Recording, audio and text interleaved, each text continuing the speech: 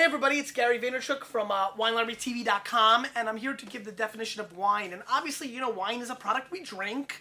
It's pretty much one of the most iconic things in our world. I mean, when you open that book that you find in hotels in a drawer, it's mentioned very quickly. So wine's got a long tradition.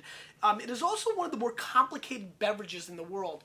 You see, once you know the taste of Budweiser, or Johnny Walker Red, or A&W Root Beer, or Coca-Cola, except when I do New Coke, you pretty much know the flavor profile. Whereas in wine, each year, each individual winery tastes completely different because it is a vintage thing, because it is a farming product. See, the terroir, as the French word, where it comes from the land, that flavor, that changes every year, even with individual wineries. And to me, that is the fascination, that is the hook for so many people, just the thought-provoking aspect of wine. Not only that, it is also a beverage that I think in a very big way brings a lot of people together.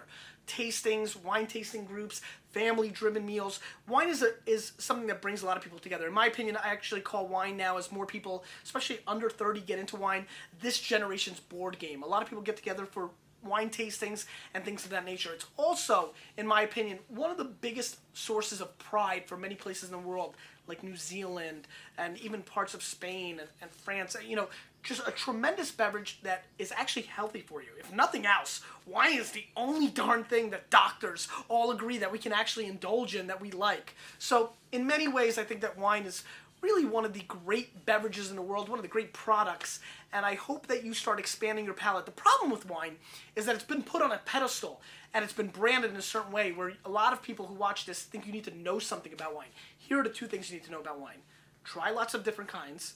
Don't stick to the same old thing, not the same old Pinot Grigio or Pinot Noir. And number two, don't listen to anybody else. Your palate, the things you pick up, the things you taste, the things you like, they're yours. And nobody else, not Robert Parker, not the Wine Spectator, definitely not me. Nobody should tell you what you like. So go out, try new wine, and I think you'll experience a really interesting pleasure in our world.